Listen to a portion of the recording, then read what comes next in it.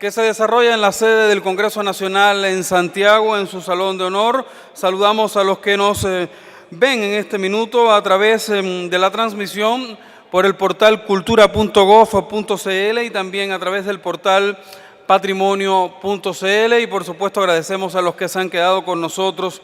A continuación vamos a la primera conferencia de esta jornada y de este seminario. Es una presentación que se ha titulado Paradigmas y ejes fundamentales del marco normativo que rige las materias patrimoniales. Bueno, parece que yo me corrí de presentador, voy a la que en realidad corresponde, que la presentación que corresponde ahora es principales resultados de investigación sobre legislaciones nacionales, patrimonio cultural inmaterial y su relación con la Convención del año 2003. La expositora es Anita Vaivade, ella es de Letonia. Anita es máster en Sociología y Ciencias Jurídicas, realizó su tesis doctoral sobre la conceptualización de la Ley de Patrimonio Cultural Inmaterial en 2011. Paralelamente se desempeñó como directora del sector de Cultura, Comunicación e Información de la Comisión Nacional de Lituania para la UNESCO entre los años 2006 y 2012. Encabezó la delegación letona ante el Comité Intergubernamental de la UNESCO para la salvaguardia del patrimonio cultural inmaterial entre los años 2013 y 2015. Desde el año 2017, Anita Vaivade dirige la Cátedra UNESCO de Política y Derecho de Patrimonio Cultural Inmaterial en la Academia Letona de Cultura. Osmosis, estudio internacional comparativo sobre la legislación nacional relativa al patrimonio cultural inmaterial. Con esta reseña, con esta presentación, reitero el título de la presentación de Anita Vaivade para que no haya confusiones: principales resultados de investigación sobre legislaciones nacionales, patrimonio cultural inmaterial y su relación con la Convención del año 2003. Invitamos a Anita acá al podio del Salón de Honor del Congreso Nacional.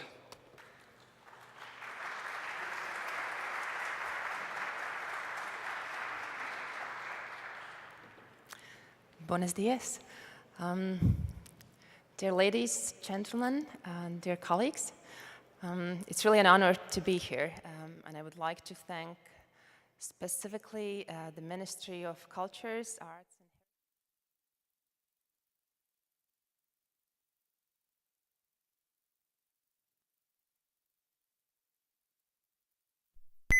Quisiera agradecerle a todos por esta invitación. Esta es mi primera visita a Sudamérica, así que estoy descubriendo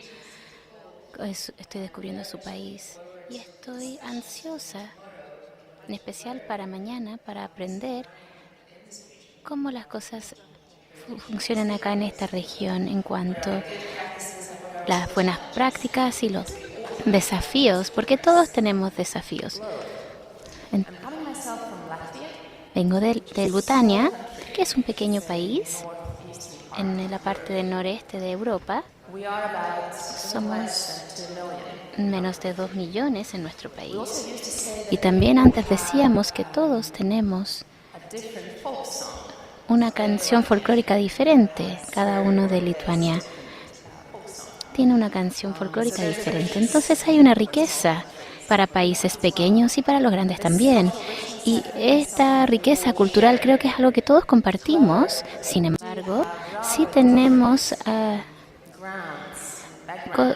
trasfondos diferentes en cuanto a lo político, social y las historias, los legados que necesitamos tratar. Y en este tema, en el contexto en el cual estamos, son bastante diferentes en diferentes países.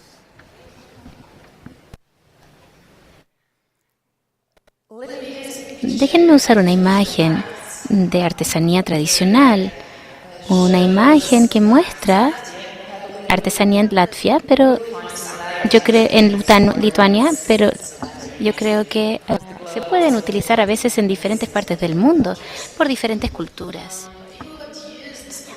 Usamos esta comparación para poder ver esta diversidad que simboliza la diversidad que tenemos en diferentes países.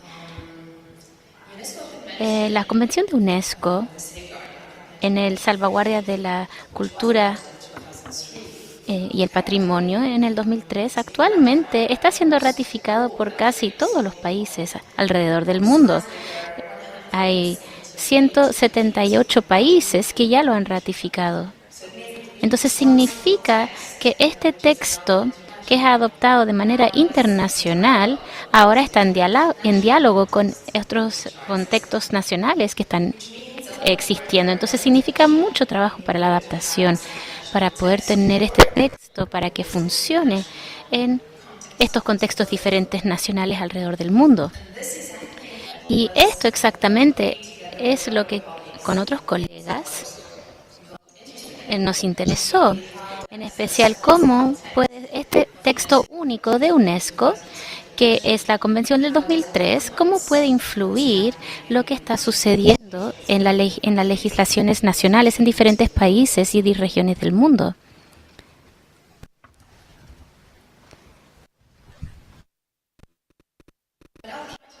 Lo que he tratado de hacer en el tiempo que tengo, lo que trataré de hacer, es entregarles una pincelada de la investigación que llevamos a cabo ya por varios años y también entregar referencias a la Convención de UNESCO para poder ver cuál es el contexto internacional en cual todos estamos y cuáles son las expectativas internacionales. También me gustaría proponer algunas perspectivas en cuanto a lo que está en Europa, en casos europeos o ejemplos europeos de legislaciones nacionales para que juntos podamos ver cómo está todo en otra región y cuáles son las similitudes que podrían ser usados como inspiración o como referencia crítica también por lo que está sucediendo aquí en Chile y en la región. Y quisiera concluir con algunas observaciones y prospectos de las legislaciones nacionales y sus desarrollos en relación precisamente a la Convención de UNESCO.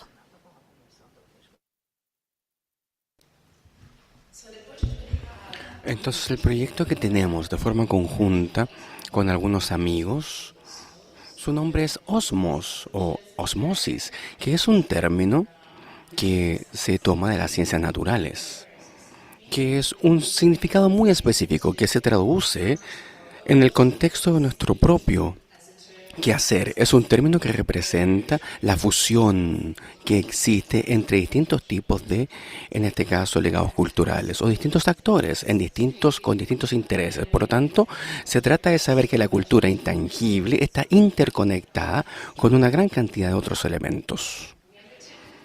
También tenemos investigaciones que se han desarrollado de 2014 a 2019 en distintos países y a nivel profesional. Aquí tenemos una ley comparativa, un proyecto de ley comparativa respecto de lo que es el patrimonio cultural inmaterial. También hay institutos franceses de ciencias sociales que también han trabajado en este punto y hay dos socios principales, pero confiamos principalmente en una red bastante amplia de investigadores que quieren participar y cooperar para de esa forma tener una noción de qué es lo que está ocurriendo en distintos países en todo el mundo. Por lo tanto, somos 39 personas en total que nos ayudan para construir este proyecto y de esa forma recaban información y hacen observaciones.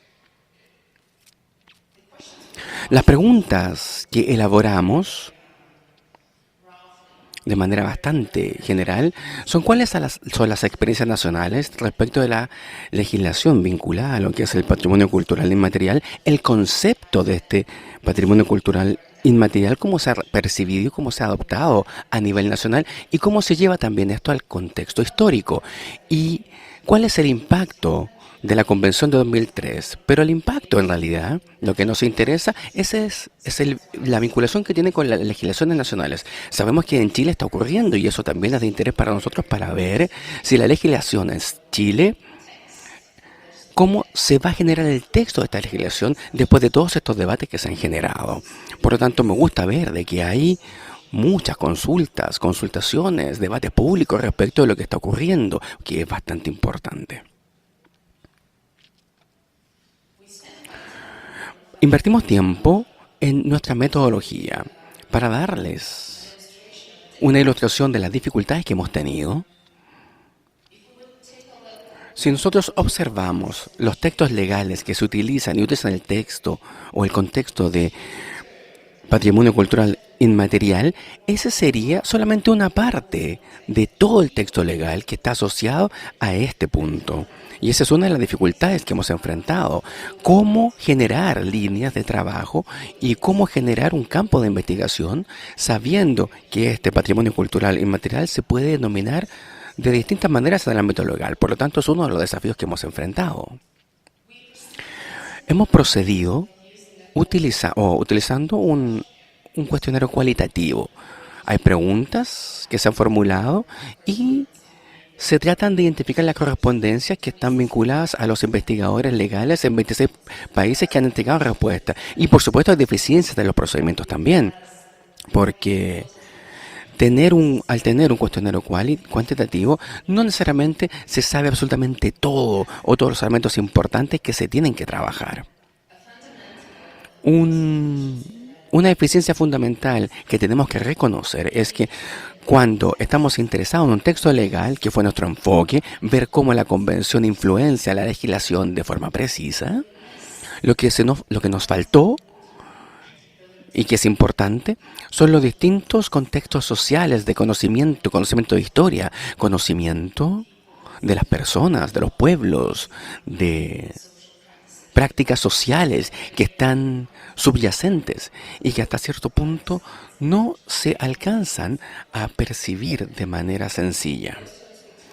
Y estos elementos son elementos interdisciplinarios que son necesarios. Hay mucho conocimiento que está vinculado a ese punto que por supuesto tenemos que tratar de identificar con claridad. Y también tenemos distintas fuentes respecto de la información que en algún momento nos pudiese llegar. Es importante también saber que hay una audiencia internacional que también está siendo parte de esta investigación.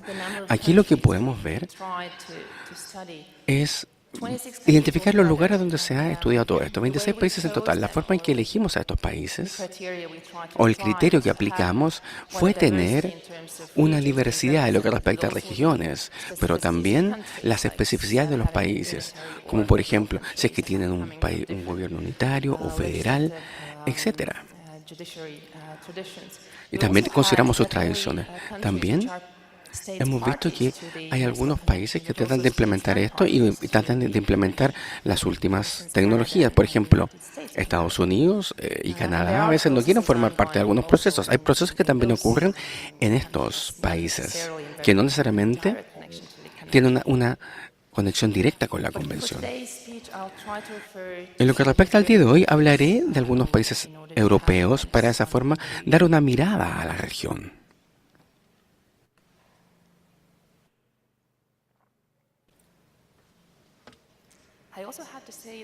También me gustaría señalar que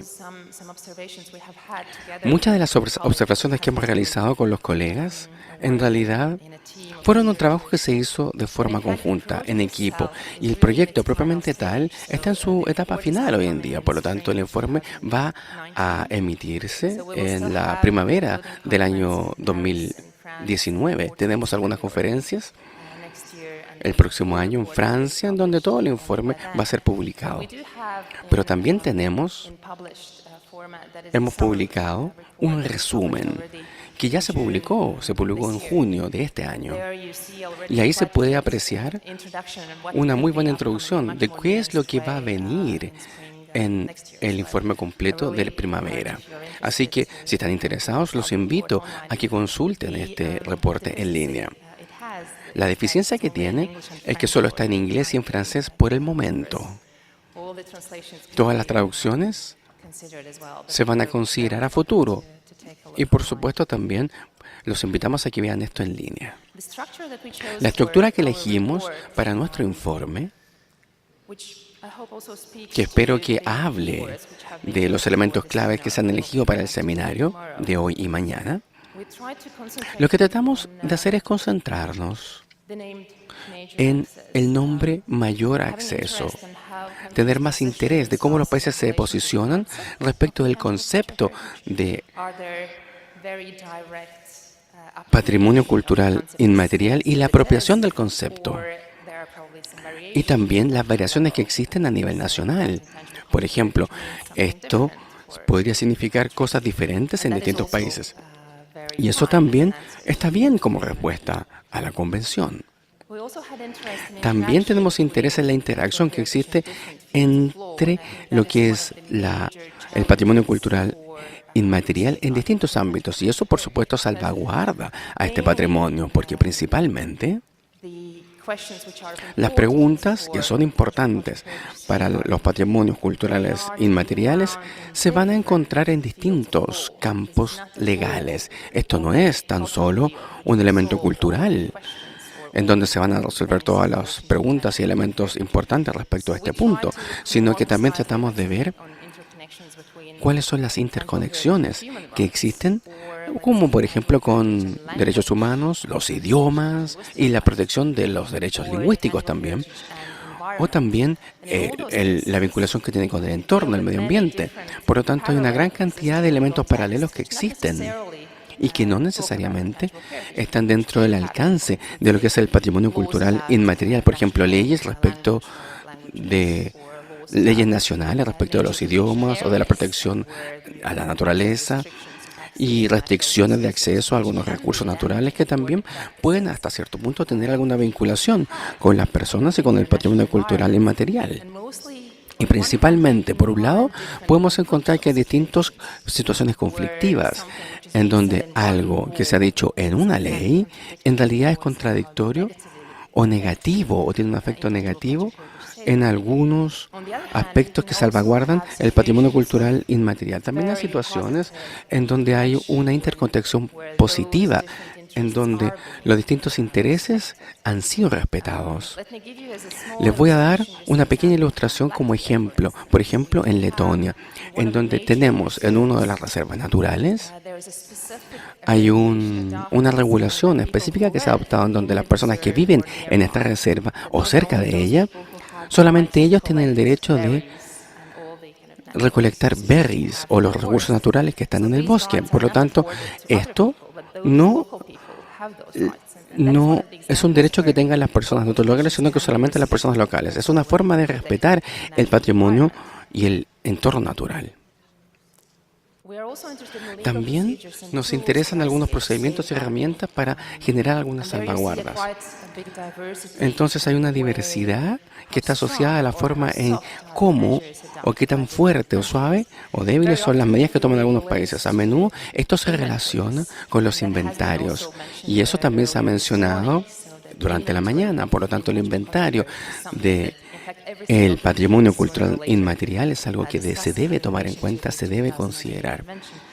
Y es parte de la convención, pero hay distintas consecuencias que están asociadas a este punto. Y esto tiene que ver con las inscripciones, elementos honorarios. En otros casos, esto es un argumento que sirve para defender algunos derechos. Y en estas situaciones, por supuesto, la situación varía dependiendo del lugar y también del interés, de la sociabilidad o la forma en que se hace referencia al patrimonio cultural inmaterial. Y eso también se puede utilizar para defender los derechos en instituciones concretas o inclusive en algunos procedimientos que pudiesen establecerse o comenzar a establecerse. Antes de hablar de la región de Europa, quiero recordarles un poco el contexto en el que nos encontramos y las expectativas. Aquí, en ocasiones, se sobreutiliza la referencia internacional diciendo que algo nos está esperando o que algo está vinculado a una ley nacional o una ley nacional que nos espere. No es tan así.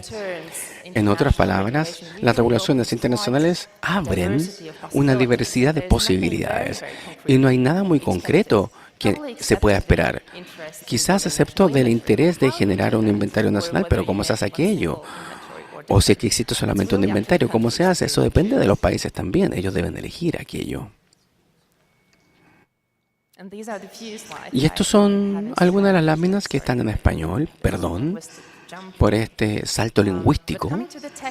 Pero volviendo al texto vinculado a la Convención de UNESCO 2003, hay algunos aspectos importantes. Como se puede ver en este texto en particular y en el artículo que se menciona acá, los Estados partes tienen que tomar las medidas necesarias para salvaguardar el patrimonio cultural inmaterial, tienen que identificarlo también para salvaguardarlo. Pero ¿cómo se hace esto? Eso depende del país. El país debe decidirlo. Por lo tanto, en otras palabras, no hay un consejo listo o una respuesta lista para cómo un país debe proceder. Y por eso es que este proceso en el que estamos involucrados es tan importante. Tenemos que debatir qué es importante para Chile y qué es importante para el contexto de Chile. Y eso es lo que es decisivo de este contexto internacional.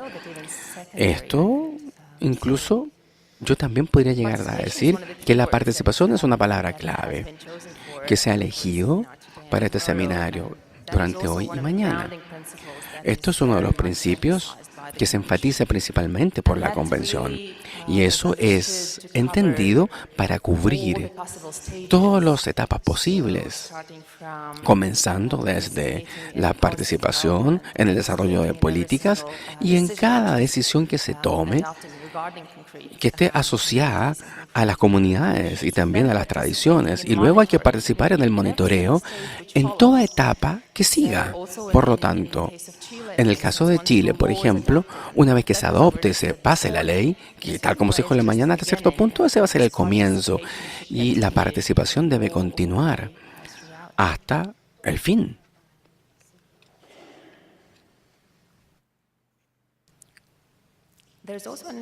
También se invita en esta convención de 2003 para adoptar políticas generales respecto del patrimonio cultural intangible en los países.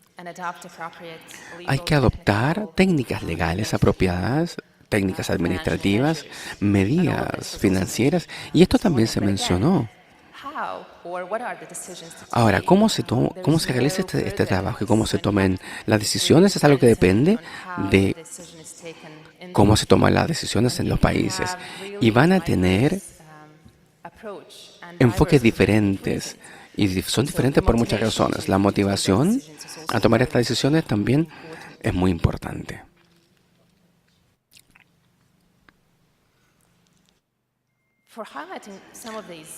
Ahora, ¿cómo vincular estas referencias en cuanto a la convención?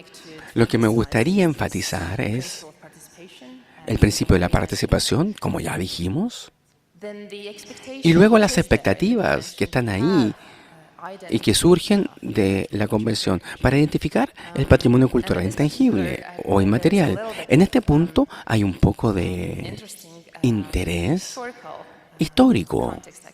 Hay un contexto histórico porque en UNESCO, con la adopción de la convención, de alguna forma, el interés es generar la documentación y un marco respecto al paradigma, respecto de cómo se van a generar actitudes hacia las tradiciones. Pero de hecho lo que pudimos percibir es que aunque el interés es diferente para el proceso de salvaguarda y transmisión, de todas maneras, el enfoque de la documentación es algo común, no se puede evitar. Hasta cierto punto, eso va a estar presente en la convención. Y tal como dije, es necesario considerar que esto está muy abierto a una gran variedad de posibilidades para decidir a nivel nacional. En otras palabras, las expectativas internacionales son muy vagas en sus definiciones. Y lo que importa es ver cómo la convención trabaja y ver qué es lo que ocurre a nivel nacional. Otro contexto que es muy enfatizado y que se enfatiza mucho dentro de la convención se relaciona con la intangibilidad cultural. ¿Cómo se puede identificar? Y hay que incluir el derecho al desarrollo también, que está vinculado a salvaguardar el patrimonio cultural inmaterial, o la participación, o el derecho a gozar una vida cultural y las actividades culturales.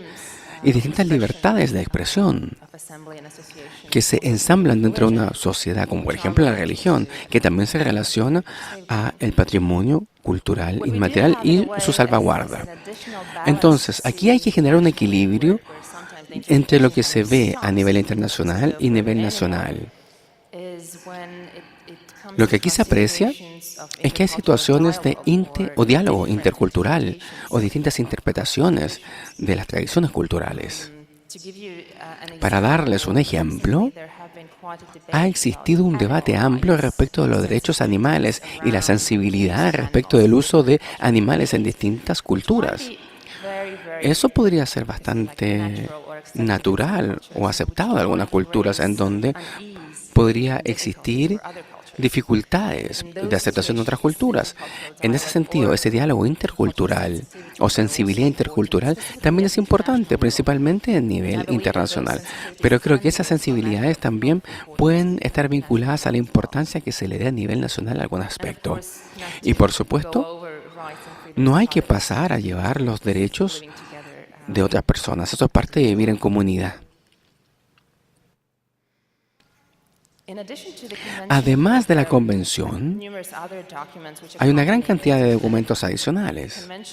La convención, hasta cierto punto, es el cuerpo vivo de interpretación. Por lo tanto, vemos que desde 2003, cuando la convención se adoptó, hubo interpretaciones y se comenzaron a acumular las interpretaciones y hubo muchos cambios dentro del debate internacional. El documento que también vale la pena destacar es el que se adoptó en 2015. Que está vinculado a lo que son los principios éticos que van más allá de la legislación, porque tienen que ver con situaciones o con aspectos que en realidad no son legales, no están regulados desde el punto de vista legal, pero son referencias o se invita a tomar acción de alguna forma, por lo tanto, hay que hacerlo de manera ética, respetando los intereses de la salvaguarda del patrimonio cultural inmaterial. Y aquí hay dos principios que se destacan. Son 12. Y estos principios, bueno, ya se han mencionado. Y están disponibles en línea. Así que pueden acceder a los 12, a todo el documento íntegro. Todos los países tienen mucho o invitan mucho a respetar estos principios lo máximo posible. Entonces, volviendo a algunos de los ejemplos, tal como mencioné, voy a tratar de darles una noción y algunos ejemplos en Europa, pero principalmente vamos a ofrecer una tipología o dar una mirada a distintos métodos y distintas legislaciones. Aquí podemos ver una tipología que fue propuesta por expertos en leyes y muestran qué es lo que ocurrió en muchos países en todo el mundo y cómo la legislación se ha desarrollado en cada uno de ellos. Los 4 tipos que fueron identificados por Janet, o el trabajo de Janet Lakeworth, se han adoptado leyes especiales respecto del patrimonio cultural inmaterial que se inspiran en la Convención de 2003. Ser inspirado implica que hay una gran cantidad de países donde se han adoptado las leyes después de la Convención de 2003. Y también, este va a ser el caso cuando se adopte una ley acá en Chile. Esto es algo que va a inspirar o a estar inspirado por la Convención. La incorporación del patrimonio cultural inmaterial tiene que estar incluido en las leyes. Les voy a dar un ejemplo en algunos minutos, en donde lo que ha ocurrido en distintos países fue que dentro de los textos legales y producto de la conceptualización del patrimonio cultural inmaterial, se desarrollaron varias ideas respecto de lo que es variable y no variable, y producto de aquello, estas leyes se han enmendado, se han corregido, porque hay elementos tangibles y también tangibles e intangibles. Existen también leyes que tienen que ver con la propiedad intelectual y también tienen que ver con el conocimiento tradicional y recursos que hasta cierto punto se consideran también desde un punto de vista ético. Este es un dominio de conocimiento legal. hay regulaciones, normativas vinculadas a aquello. Parte de esto, parte de esta legislación, ha estado más presente en la región Pacífico. Pero tal como les dije, esto es muy específico, un campo muy específico de las normativas legales. Y luego existe un campo separado de trabajo o legislaciones que son directas y vinculadas a las comunidades indígenas, incluyendo la forma en que ellas se desarrollan y la que están en Sudamérica. Yo creo que no hay mucho, o más bien dicho, es un elemento que genera mucha preocupación y que va a proyectarse en la próxima presentación. Para poder ilustrar algunos de estos enfoques, quisiera proponer ejemplos que vienen desde Letonia, Francia y España. Entonces son 3 países europeos y trataré de poner en contexto esas diferencias,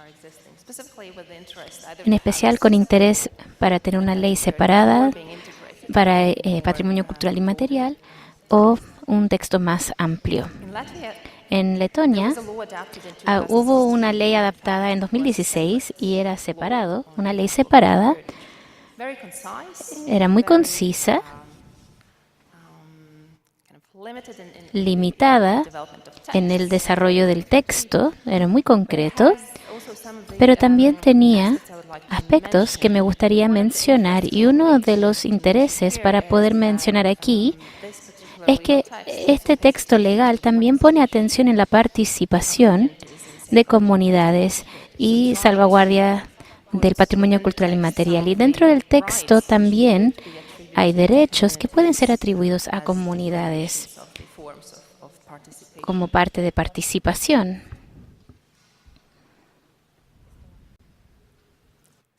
A las comunidades. Por ejemplo, lo que se ha puesto en este texto legal es que las comunidades tienen derechos para participar en el desarrollo, en la planificación, en la lista de nominación, en programas de educación, y también hay una atención especial que tiene que ver con los derechos de títulos de ciertos elementos o las referencias a esta tradición o la información en cuanto a las tradiciones culturales. Hay algo que a través de estos años ha causado interés también de manera internacional, y la formulación en las leyes de Letonia que también hay derecho a no participar. Y eso tiene que ver mayormente en situaciones cuando algunas medidas de salvaguardia pueden ser propuestas o elaboradas en la municipal, regional o a nivel nacional incluso, para el salvaguardia de algunas tradiciones. Pero en el caso de aquellos que tienen estas tradiciones como parte de su vida diaria o sienten que pertenecen a la comunidad que tiene que ver con este patrimonio, ellos tienen el derecho a no involucrarse en esas medidas que se están proponiendo. Entonces, este es un derecho que debería estar de todas maneras, ya sea que esté en el texto o no, pero tenerlo en el texto también recuerda que hay límites en el lado administrativo y muestra hasta dónde uno puede llegar y que las personas tienen derecho a no participar.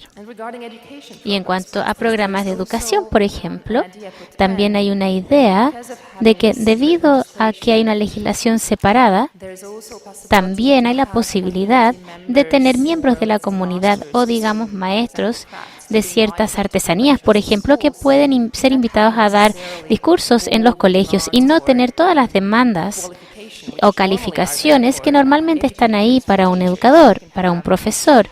Debería tener normalmente un diploma o en pedagogía u otras cosas que se piden, pero en el caso en que se le pide a alguien que conoce su tradición cultural, se le puede pedir que venga al colegio sin todos esos requisitos que se piden a los profesores.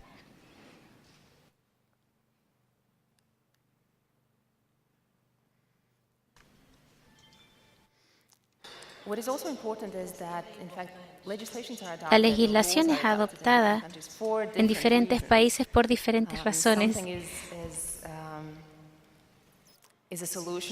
Algo es una solución para problemas en un país y no necesariamente la misma solución en otro país. Si yo les entrego un resumen, en Letonia lo pasamos por varios años, no fue un proceso rápido, pero si yo quisiera darles una pincelada de esos argumentos que fueron expresados, entonces algunos vieron que la base legal, que puede servir como referencia para las políticas, algunos dirían que solo el hecho de tener una ley en patrimonio cultural inmaterial demuestra ya que es valioso, que tiene valor, que ella es respetado por la ley o que es importante para un gobierno, por ejemplo. Entonces ya está mostrando el valor de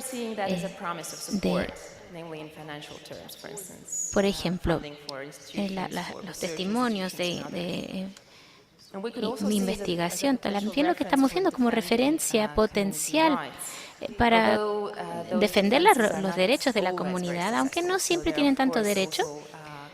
Entonces hay casos en que la referencia para el patrimonio cultural inmaterial no está funcionando como quisiéramos.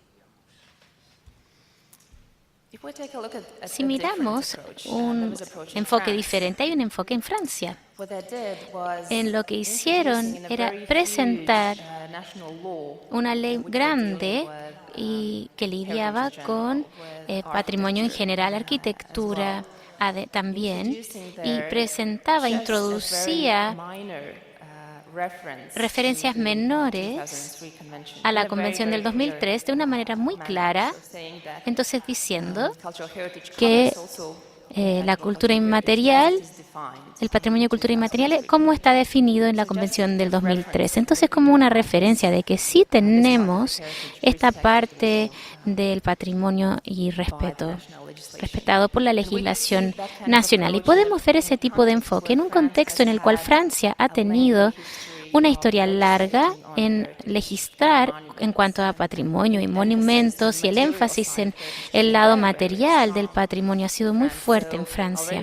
Entonces, ya teniendo esa integración de un entendimiento diferente de patrimonio, se ve, por muchos lo ven como algo ya exitoso en el contexto de Francia. Y también me gustaría proponer que vean la ley española, que fue adaptada en el 2015. Entonces, todo esto a lo que nos hemos referido vienen con tiempo de convención. Entonces, todos de alguna manera son inspirados por la convención. Entonces, el enfoque de España ha sido tomar el entendimiento del patrimonio cultural inmaterial de la convención como la base, pero adoptarlo al contexto español.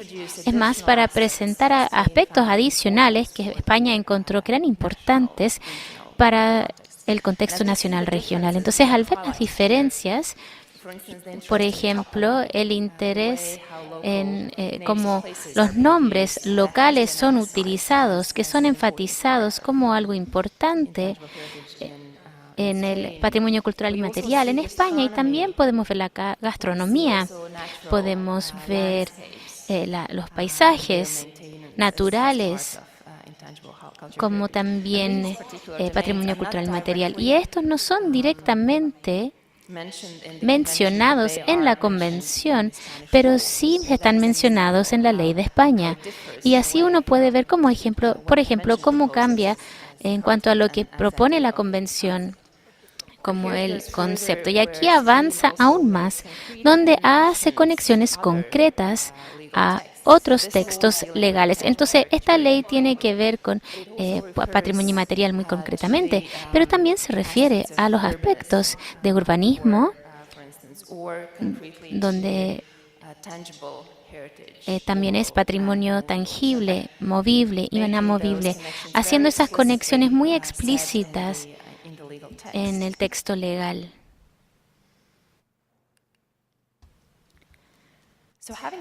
Entonces, tener esos ejemplos y al regresar a la tipología que yo propongo inicialmente, entonces hay algunas variaciones en cuanto a tener una ley separada o que sea integrada en la ley que ya existe y ampliarlo. Podemos ver, por ejemplo, en el caso español, donde tienen interconexiones mostradas explícitamente con la ley de patrimonio cultural y material, pero haciendo conexiones a otros campos de la ley también, lo cual es muy importante. Y también tenemos que enfrentar un rango de textos legales que no están mencionados, como dije, el concepto de patrimonio cultural y material, pero estamos lidiando con patrimonio cultural precisamente. Y les doy un ejemplo. Les doy un ejemplo de Islandia, que una vez más es un país europeo. En la legislación en Islandia, lo que han enfatizado como parte del patrimonio cultural inmaterial son lugares, el nombre del lugar, que se pueden ver como parte del patrimonio explícito en la legislación nacional. Entonces, de una manera muy concreta, pero muy importante para Islandia.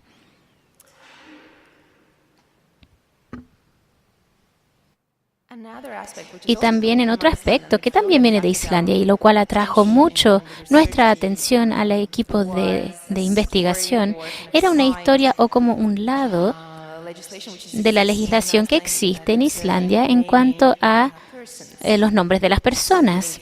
Entonces le dan nombres familiares a hijas o hijos y hay todo un sistema de cómo se entregan esos nombres en Islandia y este sistema está regulado por una ley nacional y no hay mención alguna de que esto se puede ver como patrimonio cultural inmaterial. Sin embargo, sí podemos ver eso como tradiciones culturales en Islandia que están siendo legisladas y que son parte del patrimonio cultural inmaterial y la ley en cuanto a eso en Islandia.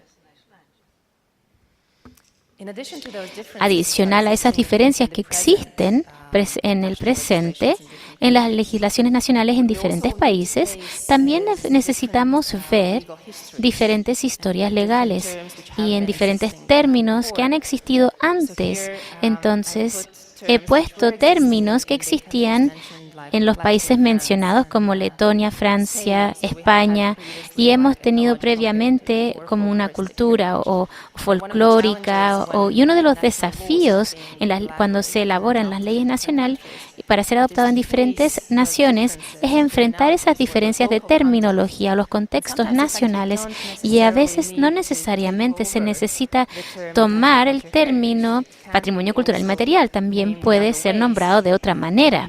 Para poder entonces darle un ejemplo de Europa, por ejemplo, en Finlandia, en su política cultural están hablando de la cultura viviente, entonces no están utilizando la palabra inmaterial, sino que viviente, y eso también está bien, poder tener esos enfoques diferentes en cuanto a la terminología en diferentes idiomas. Entonces, llegando a algunas observaciones y prospectos, para el seminario de hoy y mañana, las palabras claves que se han escogido son participación, derechos colectivos y desarrollo sustentable. Uno de los desafíos que se relaciona o unifica todo esto, estas palabras claves que son propuestas, son las interconexiones en el campo de cultura o la legislación en el campo de cultura y tantos otros campos de legislación que existen y que tienen tanta influencia en lo que está sucediendo en el campo de la cultura, ya sea la legislación en cuanto al desarrollo regional, por ejemplo, o sea legislación como ya mencioné anteriormente, algo ambiental, protección ambiental, o en impuestos, por ejemplo, donde se puede tener algunas excepciones para artesanía tradicional que son desarrollados en las leyes de impuestos. Y los cambios, los desafíos principales para el campo de salvaguardia de patrimonio cultural inmaterial en la legislación es de poder ver de qué maneras esos otros campos de la ley pueden influir en el patrimonio cultural inmaterial. Entonces, la capacidad de un Ministerio de Cultura es poder tener un muy buen diálogo con otros ministerios o tener una visión en cuanto otros campos tienen tanta influencia en patrimonio cultural inmaterial.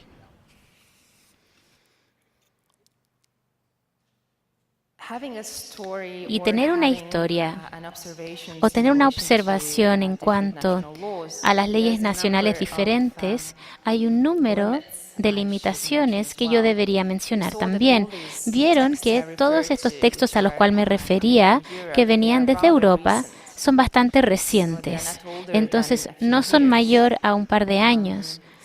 Entonces, lo que quiero decir en cuanto a eso es que no realmente tenemos una experiencia mayor aún para poder ver cómo funcionarán esos textos o cuáles serán sus limitaciones en cómo pueden ser interpretados y aplicados. Entonces, lo que sí podemos decir es cómo los diferentes enfoques han sido desarrollados por diferentes países, pero no tenemos la posibilidad aún para evaluar el impacto. Y eso también es algo que debemos tomar en consideración cuando tratamos de aprender de las experiencias de otros, que aunque cada país tiene su historia legal, la cual también a veces puede incluir legislación en cuanto al folclore. Estamos hablando de 100 años atrás tal vez, pero en la situación en la cual estamos ahora, con referencias concretas a este UNESCO, la Convención del 2003, es muy reciente para todos. Entonces, al ser inspirado por otras experiencias, realmente no sabemos a la larga de qué somos inspirados o cuál va a ser el resultado final. Pero tener este tipo de conciencia de que las legislaciones legales pueden tener un impacto importante en el patrimonio cultural inmaterial, también hay un interés creciente en aprender esas experiencias. Hay literatura en aumento también en ciencias legales en cuanto a diferentes enfoques en diferentes países. Y hay un aumento de conciencia también en diferentes países alrededor del mundo de que esto es algo importante. Y sí vemos que más y más países están tomando decisiones para proceder a adaptar la legislación nacional en cuanto al patrimonio cultural inmaterial de una manera u otra. Y como dije anteriormente, lo más importante es el enfoque que se escoge pueda responder a las especificaciones legales del país del cual se esté hablando. También hay un número de fuentes con diferentes experiencias donde son comparados, y aquí yo me quiero referir a la importancia de reportes periódicos que los países le entregan a la UNESCO para explicarles cómo ha sido su experiencia en cuanto al salvaguarda. Y en Chile, desde Chile ha habido un reporte que se entregó, y esos reportes son preparados cada 6 años, y una vez más, estos reportes normalmente deberían ser preparados en cercana cooperación con las comunidades, con las personas involucradas. Y también hay atención especial que se le entrega a diferentes políticas desarrolladas en diferentes países. Y para poder dar una pincelada corta, los datos que tenemos aquí dice que una mirada global, podríamos decir que 3/4 de los países alrededor del mundo hay políticas específicas adaptadas para la salvaguardia de patrimonio cultural inmaterial, o en otras palabras, el 75% han respondido a la Convención en sus políticas nacionales. Las nuevas legislaciones que se están adoptando, algunos de los países mencionados ya han adoptado una legislación, por ejemplo, Emiratos Unidos, y también hay una naturaleza, tiene mucho desafío en diferentes países. Y como también se destaca aquí, no puede mantenerse solamente en el contexto cultural o solamente de políticas culturales, sino que debe salir y ver dónde están las conexiones con otras políticas que no sean solo del patrimonio. Entonces, llegando a una conclusión, estas pequeñas comentarios simplemente entregar una idea en cuanto a lo que es explorado en detalle en este resumen del reporte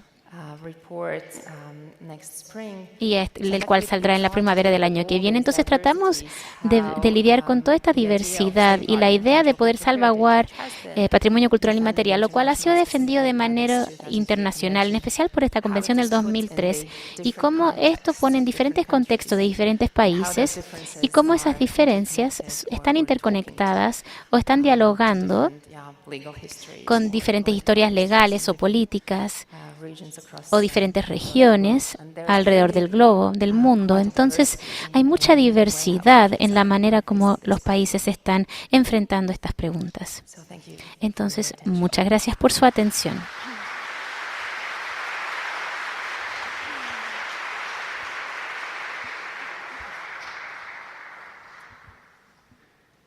Agradecemos a Anita por su intervención.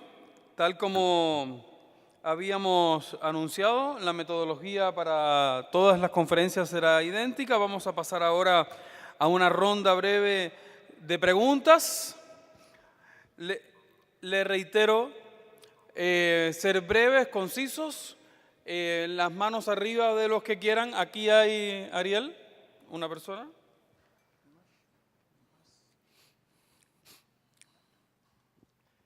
Hola Anita, gracias por tu presentación. ¿Puedo hacer la pregunta en inglés o en castellano? Como quieras.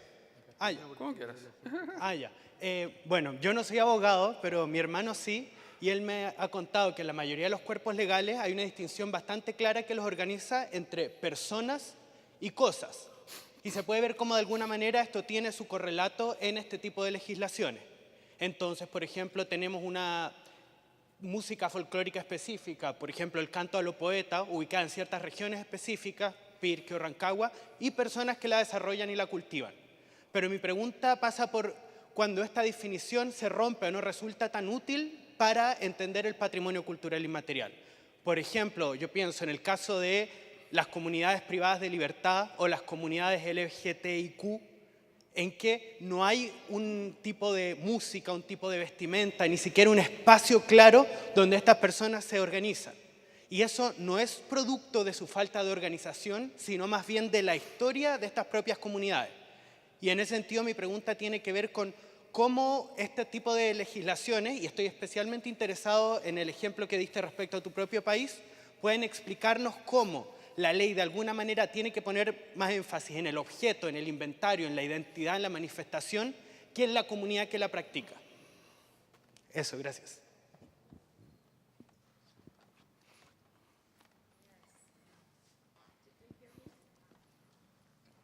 Yeah, sorry.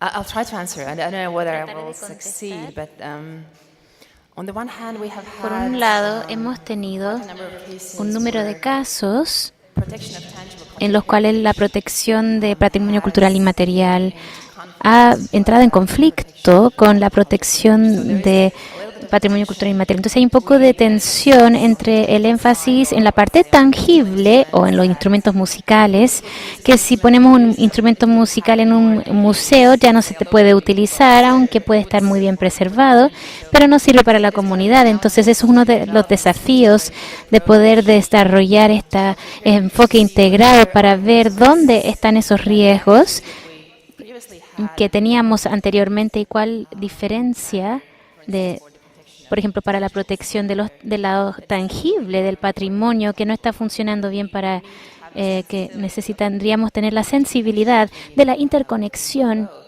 entre ambos. También mencionaste, si entendí bien, que las comunidades también a veces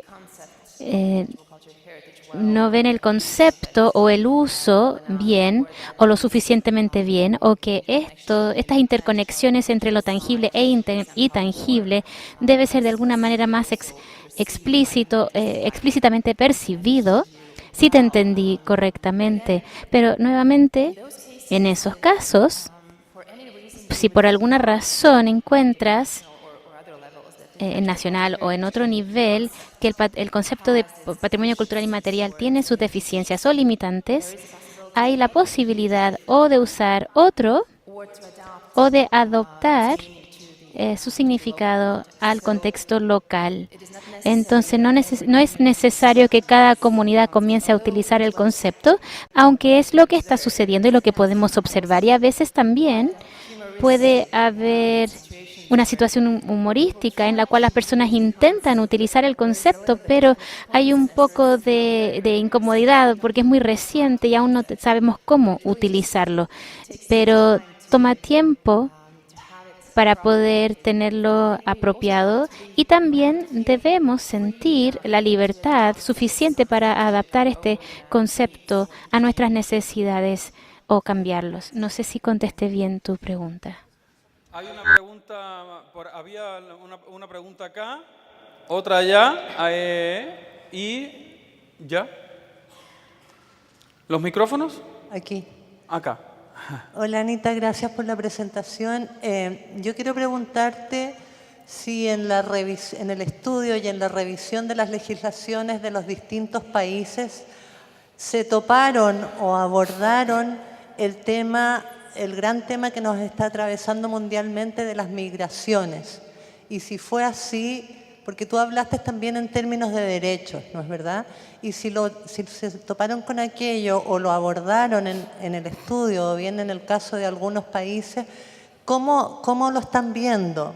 En el entendido de que este flujo humano, hoy día tan contingente, puede venir a modificar las prácticas y también dilatar la noción de patrimonio cultural inmaterial. Si es que abordaron eso, si nos puedes contar.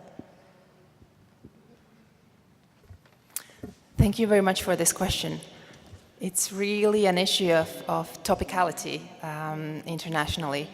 There have been also some countries raising this issue within international discussions. Este tema saying con that we would discusiones need internacionales que debemos enfrentarlos y con importancia, y cómo podemos tratar esto en cuanto a nuestra propia investigación. No miramos esto directamente y claramente, pero es una consecuencia también debido a que países no necesariamente tienen soluciones de cómo poder ir al respecto a eso, porque aún no tenemos el material para analizar. Entonces aún está en la etapa en la cual los países están dispuestos a ver cómo las políticas deben ser adoptadas o cómo deben ser enfocadas.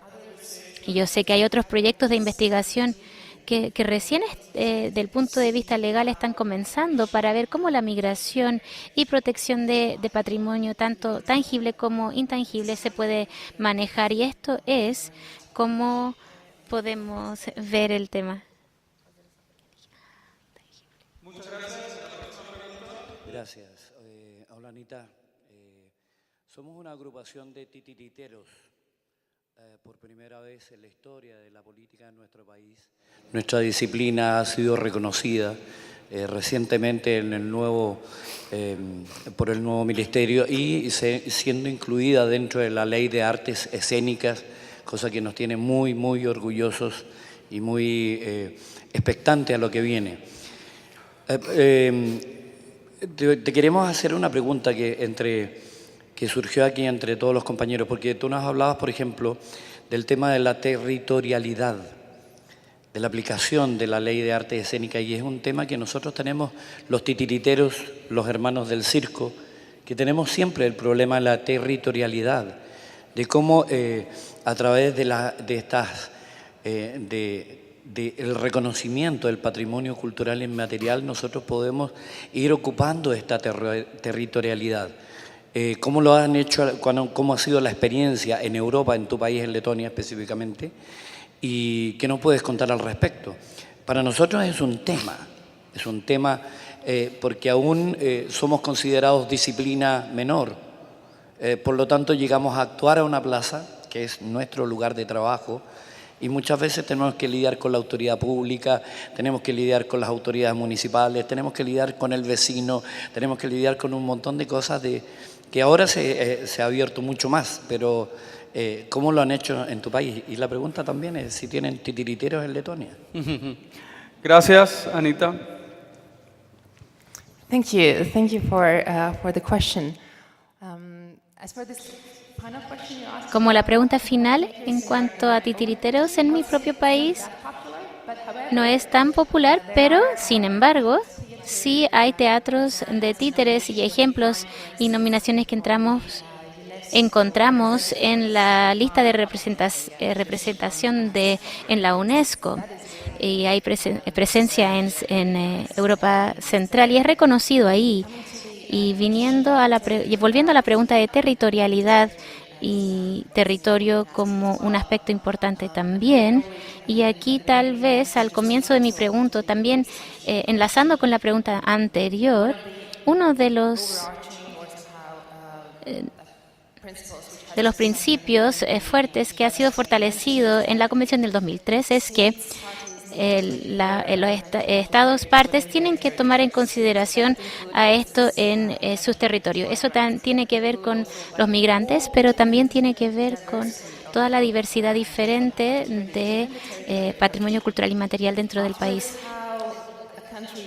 Cómo un país maneja eso dentro del país, cómo es manejado para proteger ciertos espacios para ciertas tradiciones, eso depende en las decisiones que deben tomar por cada país a nivel nacional.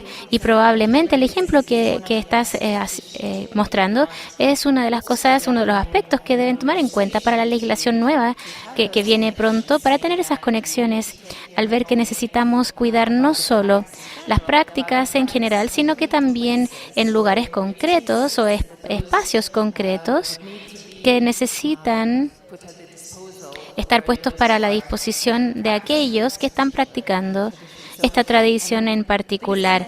Entonces, estas conexiones entre la práctica de patrimonio cultural inmaterial y espacio concreto, para eso también estos enlaces deben ser construidos por cada país, como en diferentes contextos también, pero se tiene que manejar a nivel nacional.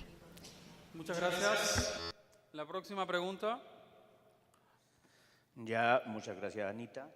Yo quisiera hacer una pregunta con respecto al derecho, o sea, que tiene que ver con la territorialidad también, a la cultura de un pueblo y a la voluntariedad para aceptar elementos culturales de otros pueblos. Yo, por ejemplo, soy chileno, me siento orgulloso de mi país, tenemos una cultura muy rica a lo largo de todo nuestro territorio, pero yo también he vivido muchos años en Alemania y en Suecia.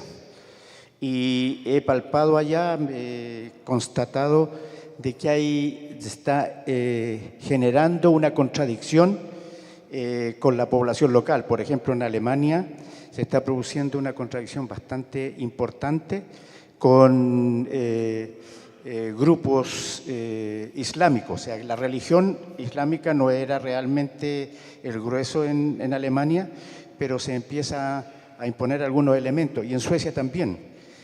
Por ejemplo, estos grupos están presionando para que se separen los hombres y las mujeres, para que en Suecia, por ejemplo, en los salones de lavado, que son colectivos grandes, con muchas máquinas, que ellos presionan para que no se acepte hombres en los lugares de lavado, porque a ellos no les gusta de que sus mujeres también trabajen o laven en la presencia de hombres. O sea, hay esas contradicciones y eventualmente eso se puede producir acá en Chile, porque una de las cosas importantes es que allá se considera que los refugiados y los asilados son gente que tiene derechos a nivel internacional, pero la inmigración no es un derecho. Una gran cantidad lo ve así porque eso es una cosa voluntaria. Los inmigrantes y los otros se ven porque ellos han luchado por sus pueblos, por sus reivindicaciones laborales, culturales de otro tipo. Y los otros, los inmigrantes, solamente se van justificando pobreza. Pero muchos dicen ellos tienen que luchar en su país, tienen que mejorar las condiciones en su país y no dejar a sus pueblos abandonados e irse a otro. En el caso mío, por ejemplo, yo me veía aquí obligado por las circunstancias de una dictadura terrorista, ¿no? Gracias. Thank you for your question. There are so many important aspects that Tantos you aspectos raised importantes in que your question, and I'm not mencionaste sure en tu pregunta y no of being sé able to answer si to all of pueda them, but what I contestarlos could todos, pero definitely say that definitivamente you sí meant about decir de que rights mencionaste or let's say derechos cultural rights o or derechos human culturales rights. o What derechos has been humanos, lo developing que over the last se ha estado years desarrollando en is los últimos that within the años interpretation of es que human dentro de rights la you interpretación de see derechos humanos se cultural ve rights and also derechos rights to culturales y cultural también heritage derechos being a, more and more a que explicitly el patrimonio cultural sea said and enviado de defended. So in a manera way, más explícito y human defendido. rights Entonces, a derechos reference could be humanos, la used referencia also puede ser when willing utilizada to también cuando uno continue with está certain dispuesto a cultural continuar con practices. ciertas prácticas You culturales. mentioned gender También issues. mencionaste temas de Gender género. roles currently Roles de is one of género también the es uno de topical los issues as well temas discussed internationally. internacionalmente On the one discutidos. hand, Por un lado, for instance, in the context of por human ejemplo, en rights, el we are contexto de kind derechos of humanos, looking forward the estamos gender tratando equality. de ver On the la other equidad hand, de many género, cultural traditions, pero in hay fact, are algunas based on tradiciones que different están basadas gender en roles. diferentes You don't roles de género necessarily y have no se equal roles necesita in tener order roles to, iguales practice these cultural para poder traditions. So tener estas there are tradiciones those, culturales. Entonces, very, hay aquellas situaciones complejas en las cuales nos podemos encontrar, o mencionaste también, por ejemplo, religión, y también han habido casos, hemos tenido casos, para darle un ejemplo, por ejemplo, de Francia, donde la cultura tradicional estaba más relacionada con prácticas religiosas y donde había fondos gubernamental para esta práctica, y al final esta decisión fue cancelada debido a que Francia es un gobierno laico, un Estado laico, y que no se puede entregar fondos públicos a algo religioso. Entonces, esas preguntas deben ser enfrentadas de manera nacional para poder ver cómo, por un lado, la base cultural que cada país tiene y que en cierto momento han sido edificados para crear la nación, o tiene referencia para el lenguaje que ha sido fortalecido como el lenguaje nacional, o otra referencia cultural, y no siempre tiene una conexión fácil con la diversidad cultural u otras prácticas que pueden ser de los migrantes u otros. Entonces hay tantas complejidades y lamento que no puedo en este momento resolver todos, pero has mostrado temas muy importantes. Muchas gracias. La próxima pregunta. Sí, muchas gracias por venir a Chile y compartirnos la experiencia de Osmoso. Me gustaría saber si en ese trabajo de investigación han vivido una experiencia como la que tenemos en Chile, donde el derecho a la salvaguarda del patrimonio inmaterial no está resguardado en la Constitución de la República, pero sí están resguardados el derecho a la propiedad privada, el derecho al suelo, en el derecho minero, que priman y han primado ante muchos conflictos y situaciones. Y como ciudadana, como funcionaria pública, como periodista, uno ve que ese derecho a la propiedad privada muchas veces ha sido lo que ha permitido que proyectos bajo la consigna de desarrollo destruya patrimonio, no solo de los pueblos originarios, sino que también de otras expresiones culturales. Entonces, en esta investigación en esos 26 países, si hay una situación que se asemeje con esta preponderancia que tiene el derecho a la propiedad privada y, en el caso del derecho minero, sobre lo que es patrimonio material e inmaterial. Yes, thank you. Thank you indeed for the question. Por esa pregunta. Podría compartir una experiencia de mi propio país, de Letonia, que es bastante similar al ejemplo que entregaste. Tuvimos hace unos años atrás, cuando ya estaba adoptada la Convención del 2003 y Letonia era un estado parte, y había un caso en la Corte Constitucional, había un conflicto, perdón, en cuanto a un territorio en el cual el consejo en la municipalidad, por así decirlo, estaba dispuesto, quería desarrollar un puerto para el desarrollo industrial, y después había un pescador, una comunidad pesquera que quería preservar las tradiciones, su manera de vivir y sus territorios donde ellos habían estado pescando y tenían sus prácticas. Trataron de referirse a la Convención del 2003 y a sus derechos para salvaguardar la cultura patrimonial, pero en ese caso no tuvo éxito. En otras palabras, se diría que la Corte Constitucional en ese momento no tomó el argumento en serio, lo suficiente por lo menos, y es muy similar la situación como la cual tú me estás mencionando. Sin embargo, hablando de manera general, en cuanto a las constituciones, no necesariamente encontramos referencias directas al patrimonio cultural inmaterial en base a la Constitución. Hay algunos, pero muy pocos. Pero, sin embargo, lo que encontramos en las constituciones, por ejemplo, en la protección de derechos culturales, o más genérico, identidad cultural, que necesitan ser respetadas. Y lo que necesita realizarse entonces es interpretar aquellos derechos para decir que son para salvaguardar el patrimonio cultural inmaterial, que son parte de los derechos culturales que todos tenemos. Y a través de esta interpretación y fortalecer más y más este argumento, se tendría que realizar de manera que se pueda tener éxito para poder defender esos derechos, aunque el término patrimonio cultural inmaterial no es mencionado en los derechos culturales. Gracias. Vamos a las dos últimas preguntas y terminamos este bloque. Sí. Hola, Ana, ¿cómo estás, Anita? Bueno, primero detenerme en dos cosas que tú planteaste, la participación y los derechos colectivos. Respecto a eso, respecto a la experiencia que tú mostraste en la investigación, yo te consulto, ¿qué ha pasado en esas propias experiencias con los pueblos originarios? Sin ser majadero con la pregunta anterior, porque no veo tangible la problemática en Europa. Hoy día nosotros todavía vemos que el descubrimiento de Chile en una ilustración que es la que está acá al frente. Sin embargo, no se habla de una dominación o un proceso de aculturación de los pueblos latinoamericanos.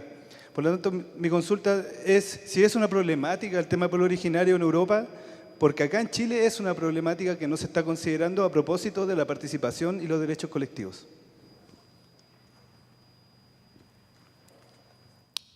Thank you. Indeed. Es un aspecto muy importante.